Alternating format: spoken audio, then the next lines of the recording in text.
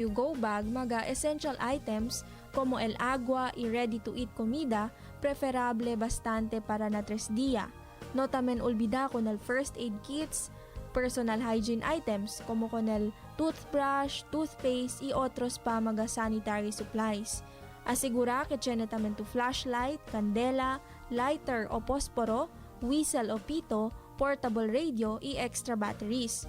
Siyempre, no olvida ko na dito yung mga importante dokumento. Asigura que hindi este ay muha adentro del dito yung bag. Prepara tamen ko na dito yung raincoat y botas. Pero panyera, pwede ba tamin yung include sleeping bags, imanta, pati at tamin magakamisa? Si, basta asigura lang tu que hindi gayod bien pesaw dito yung bag. Para libyano lang si ay kargaya tu. Sige, preparaya tamin nyo con el dimio go bag. Kay mas bueno que kumpiyansa kita kaya prepara kita. Kontra ay asusta kita, liga na ora kay palta di aton preparasyon.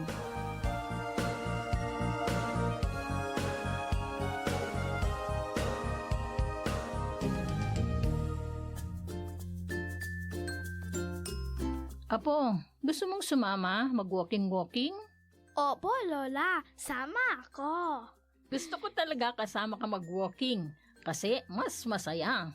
Bakit po ba kayo nagwo-walking? Maraming benepisyo sa pisikal at mental na kalusugan ng walking. Nakakatulong din sa emosyon at pagtulog ng mahimbing. Siyempre, para sa mga buto, kasukasuan at muscles para hindi manghina. Kaya pala malakas at maganda ka pa rin, Lola. Siyempre naman, lalo na at kasama kitang mag-walking. Sasabayan pa natin ng kanta. Walking with Jesus, walking every day, all along the way. Walking with Jesus, walking with Jesus along. 1116 DXAS, your community radio. Kasama sa araw-araw, kakwentuhan ka agapay, kaibigan ka barangay. Ito ang radyo mo. 1116 DXAS, your community radio. 1116 DXAS, your community radio.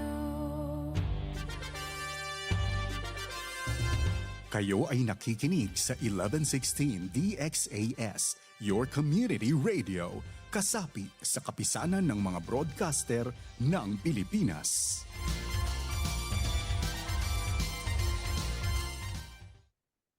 Ang tamang oras, ganap ng 6:00 ng umaga sa buong Pilipinas. May harding mapananalanginan, doon si Jesus naghihintay. O kay ilam ng panalangin ang hardin, doon kay gandang manalangin.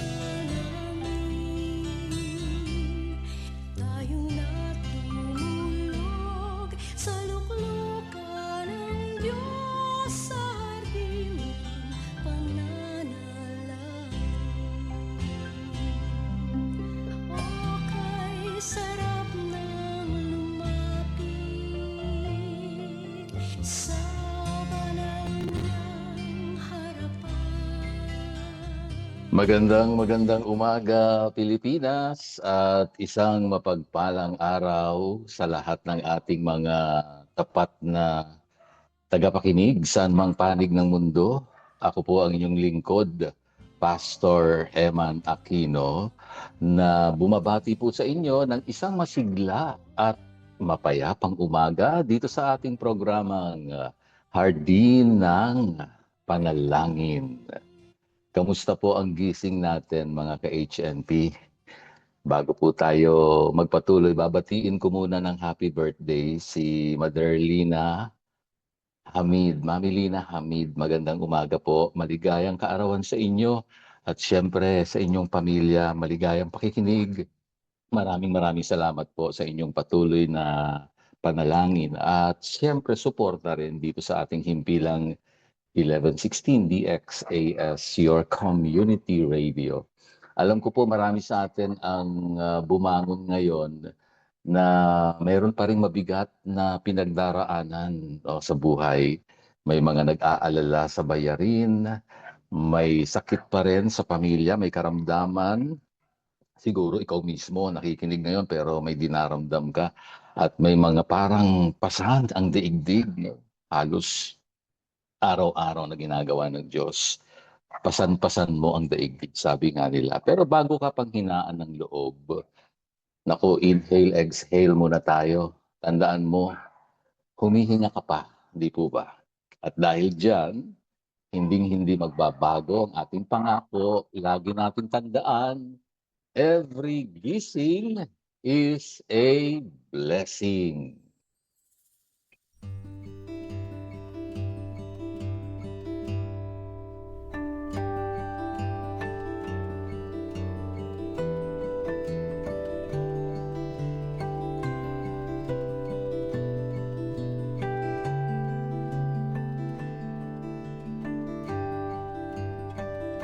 Ngayon po ay nasa ika-4 na araw na tayo ng ating serye. Ang ating tema ngayong umaga ay You Are Not Alone in the Fire.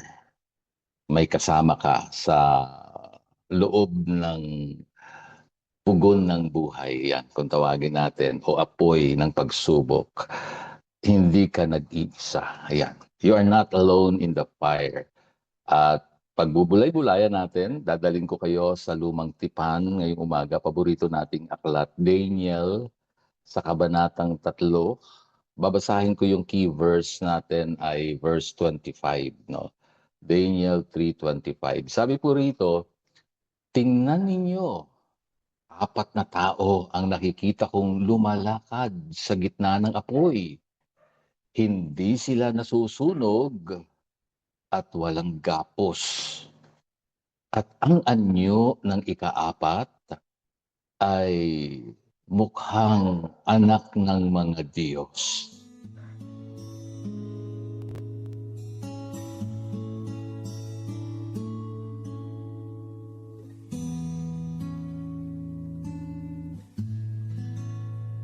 Maganda pong tingnan ang context nitong chapter 3. Parang napagdaanan na natin ito no, sa ating serye sa Book of Daniel. Pero maganda hong balikan. Ang salita naman ng Diyos ay hindi napapanis no, o kumukupas. Laging sariwa at ang Diyos ay patuloy na nangungusap sa atin. Ano. Yung context ng chapter 3, noong panahong iyon, ang bansang Israel ay binihag nga po ng imperyo ng Babylonia sa pamumuno po ni Haring Nebuchadnezzar.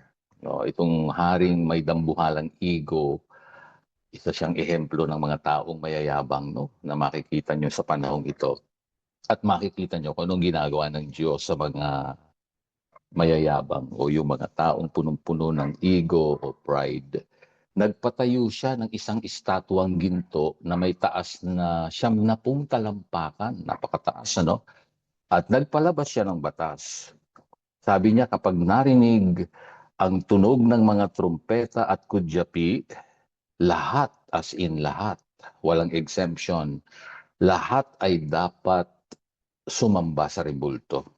So yan yung batas na kanyang ipinalabas, no? Ang sumuway, well, diretso ka lang naman sa nagbabagang furnace o pugon ng apoy, doon ka mamamatay. No?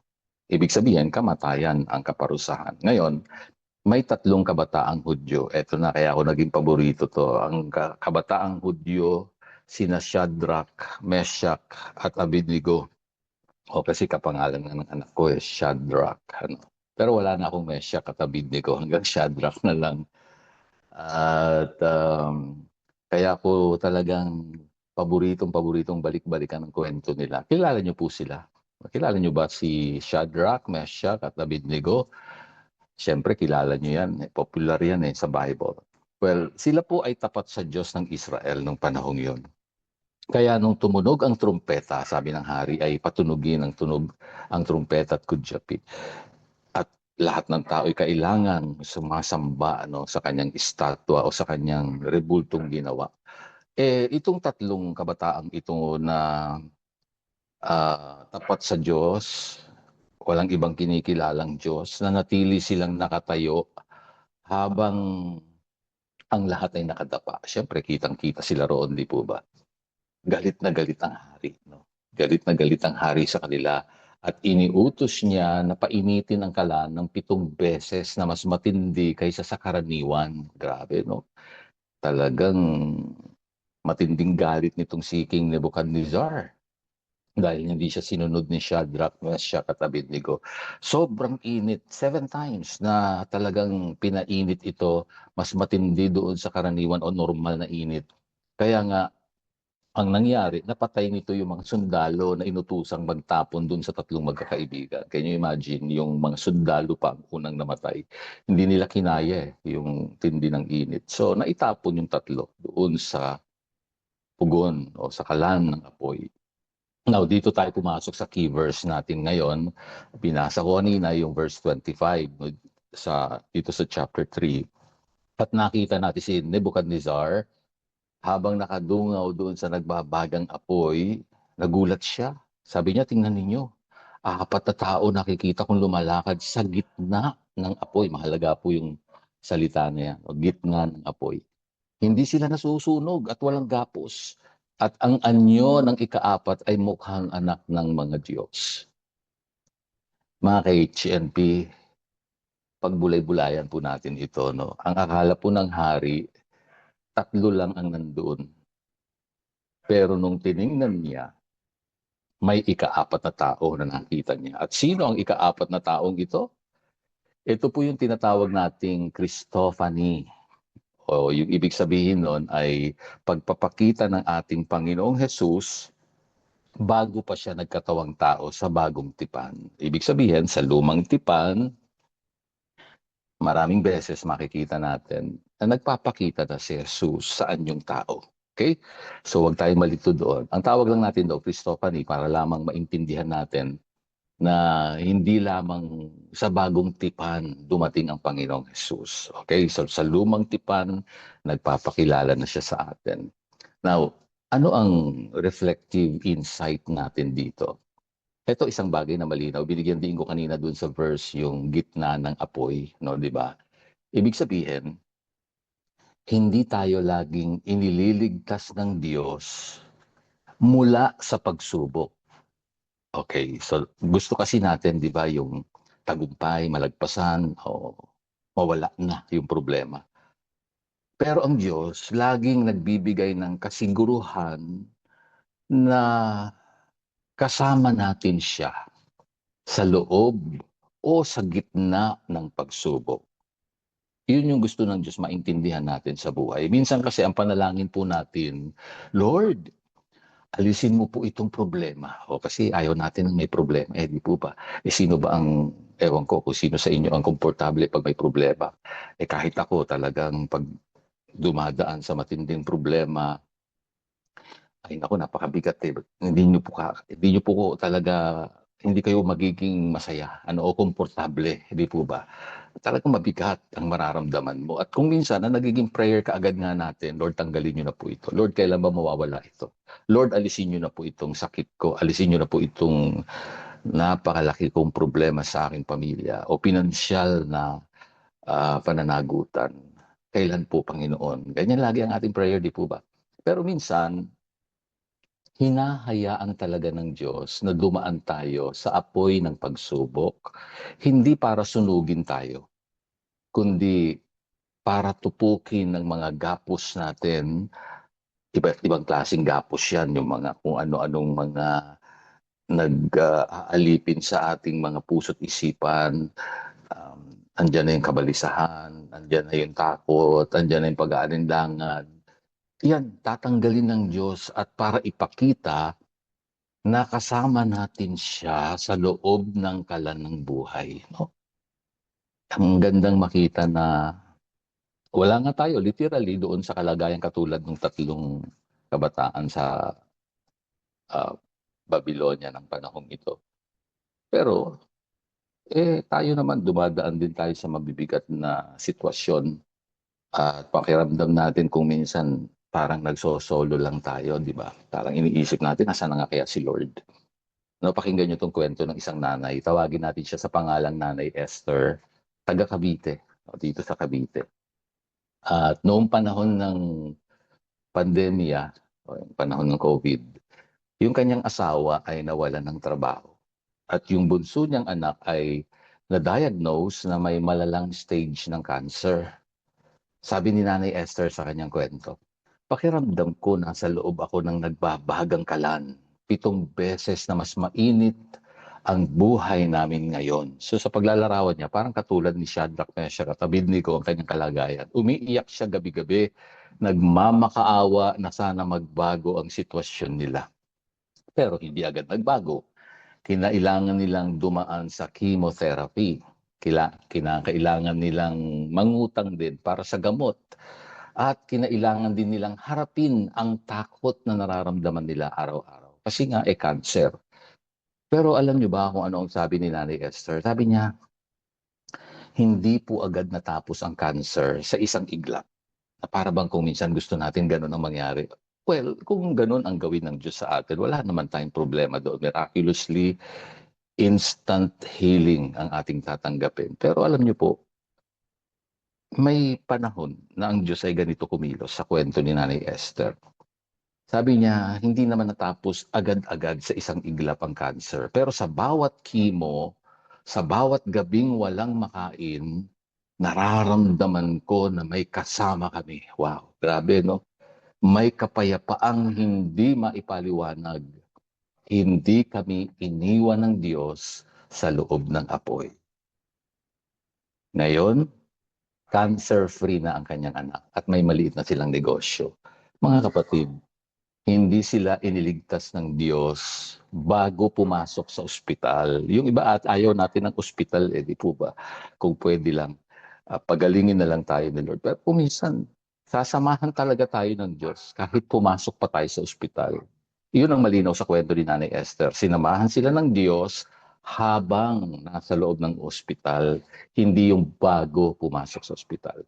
Kaya ikaw na nakikinig ngayon, kay HNP, ano man ang iyong naglalagablab na apoy o apoy ng buhay, maaaring iyan ay broken relationship, baon sa utang, o matinding sakit, karamdaman. Yung iba, pinagsama-sama na yung tatlo.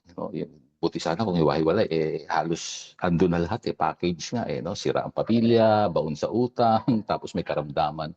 Napakabigat. Gusto kong sabihin sa'yo, nakatayo ang ika-4 na tao sa tabi mo, si Jesus. Ang pwede nating gawin ay stop looking at the heat of the fire and start looking at the 4th man in the fire. Anong ibig sabihin? Ngayong araw, magtiwala ka. Huwag kang uurong sa pananampalataya. Kung nasaan ka man ngayon o kung saan ka man dinadala ng ating Panginoon, huwag kang matakot. Kung ikaw ay ooperahan o ikaw ay papasok ng ospital, idirekta mo ang iyong paningin kay Jesus. Kay Jesus ka tumingin. Ano man yung sitwasyon mo ngayon. Lagi nating tatandaan, may kasama ka sa loob ng pugon o kalan ng buhay. Ako po muli ang inyong hardinero na nagpapaalala sa inyo, sa hardin ng panalangin, ang bawat luhang itinatanim ay aanihin bilang kagalakan.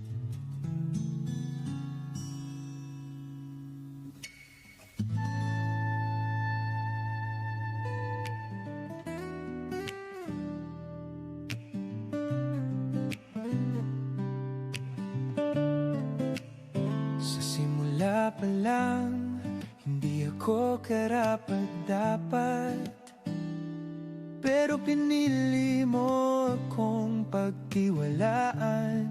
O Diyos, sa mga gawain mo ako'y ginamit. Sa paglilingkod ko, katapatan mo'y nakita.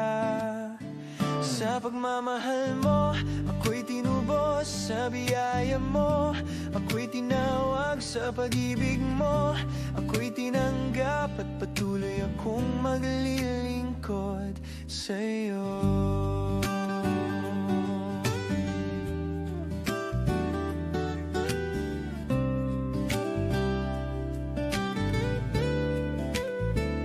Pinagkatiwalaan mo, O Diyos, sa kabila ng aking mga kahinaan. Ginamit mo ako upang magpatotoo ng iyong kapangyarihan at biyaya. Sa hirap at ginhawa, ikaw ang sandigan sa mga pagsubok. Ikaw ang lakas sa mga laban. Ikaw ang tagumpay sa mga pangarap. Ikaw ang gabay. Ikaw ang aking Panginoon. Kahit saan ako ay iyong dalhin, ikaw lang ang susundin hanggang sa huli.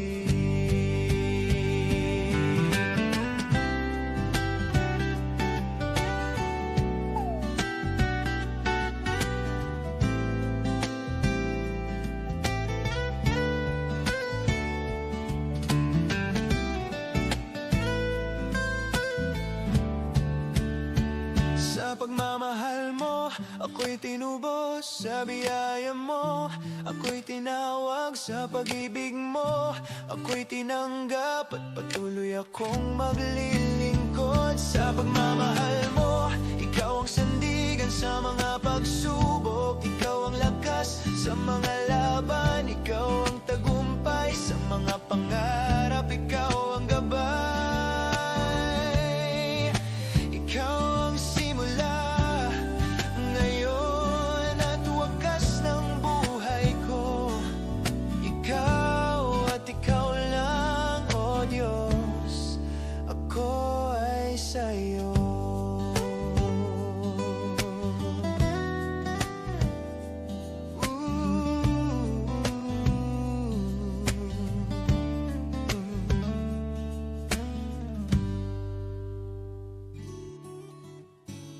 Palakasin at pagtibayin ang pagsasama ng pamilya sa tulong ng ating pinagbuklod na pagdulog sa ating mapagkalingang Diyos.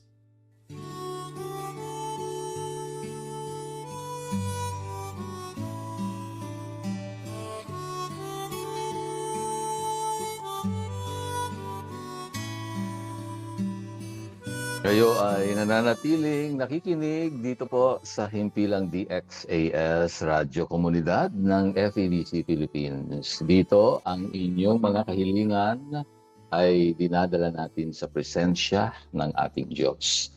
Ipanalangin natin ang bawat pamilyang Pilipino na dumaranas po ng matinding pagsubok po ngayon. Magsama-sama po tayo. Tayo po ay manalangin.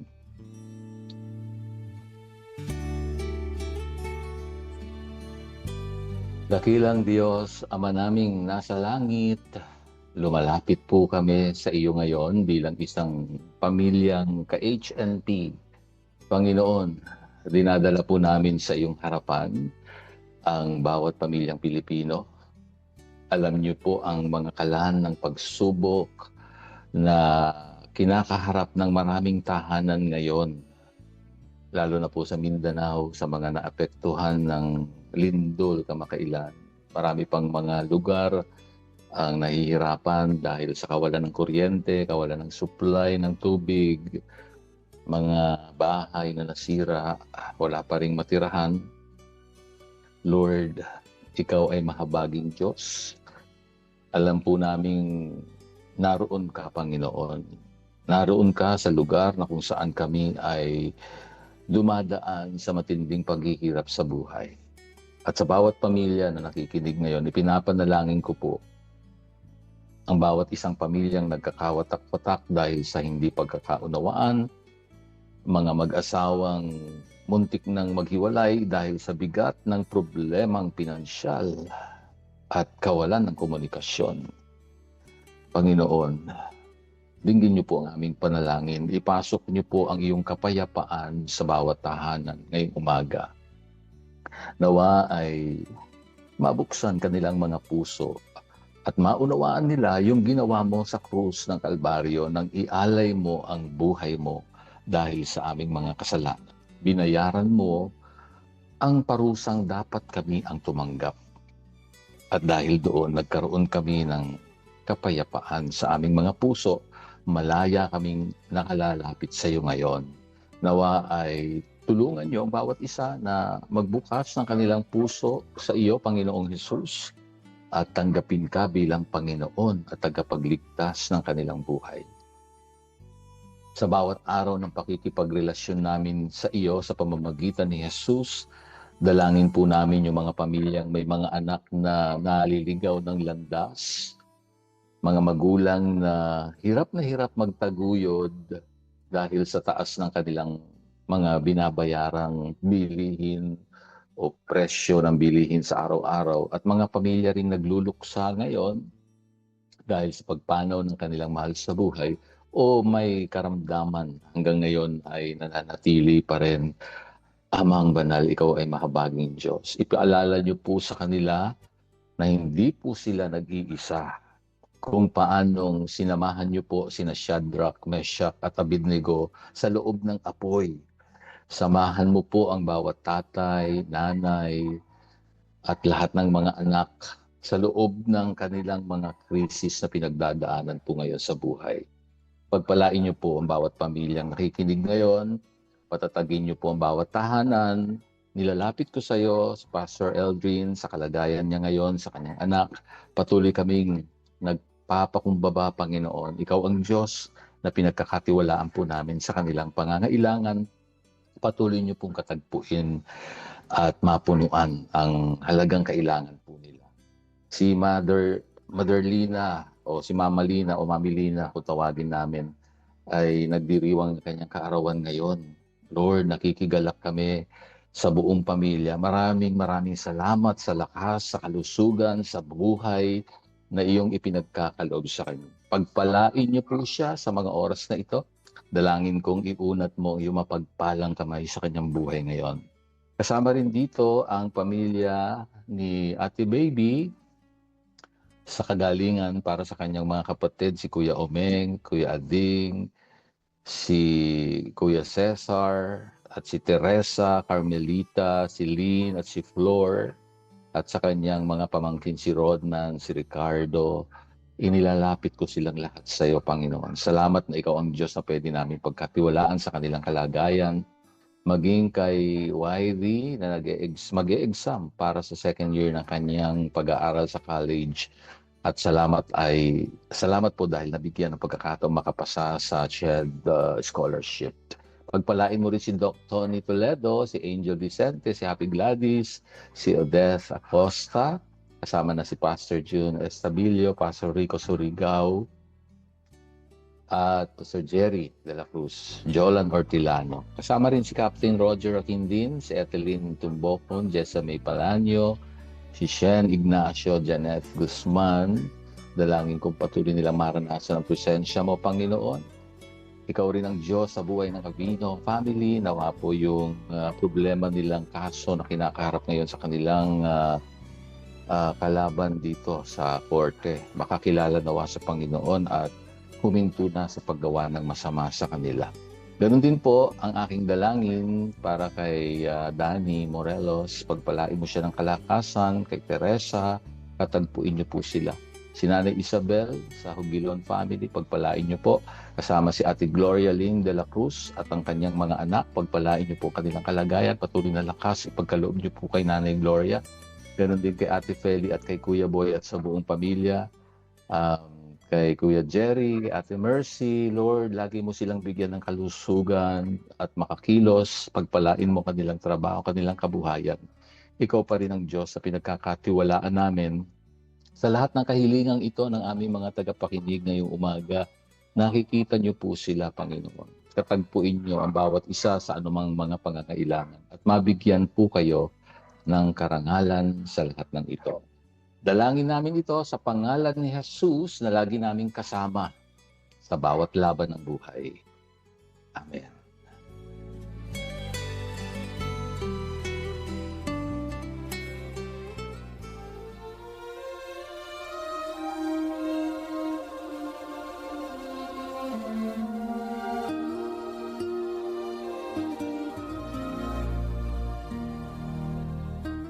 Kagalakan ko po ang maging lingkod ng Diyos sa inyong buhay dito pa rin sa Himpilang 1116 DXAS, your community radio. Isa lamang po kami sa mga himpilan ng FEBC Philippines, kasapi ng kapisanan ng mga broadcaster ng Pilipinas. Kung nangangailangan po kayo ng panalangin at pagbisita sa inyong bahay, maaari nyo pong ipadala ang inyong mensahe sa mobile number 0917-125-8201. Hanggang sa susunod pong muli sa parehong oras at himpilan pa rin, maraming salamat sa inyong pakikinig at maraming salamat kay Rolando Alfonso at Romel Paulino na umaalalay sa atin sa bawat umaga. Ako po ang inyong hardinero, Pastor Eman Aquino. Paalala po muli, sa lahat ng ating ginagawa, luwalhatiin natin ang Diyos.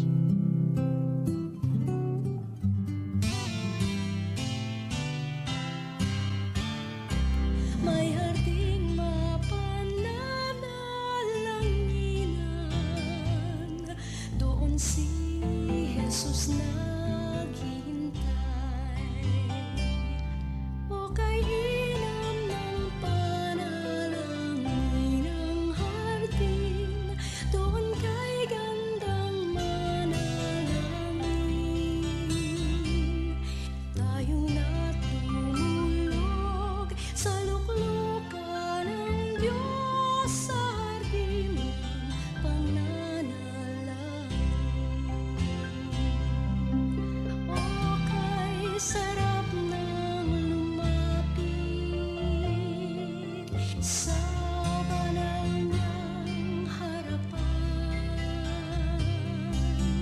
at ang ganap na pag-ibig ay ating makakamtan. Ilan ang pangako niyang kalooban. Tayo na't manalangin bawat panahon. Tayo na't pagpalain, hanapin ang Panginoon sa hardin ng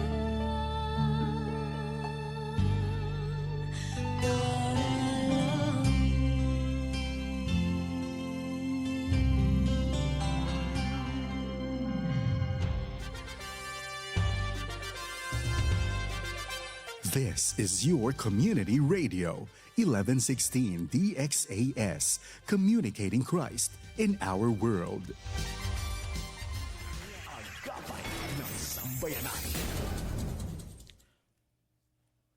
Ang oras, 6:30 ng umaga. Mula sa FEBC Radio, narito ang bagong araw. Tunghayan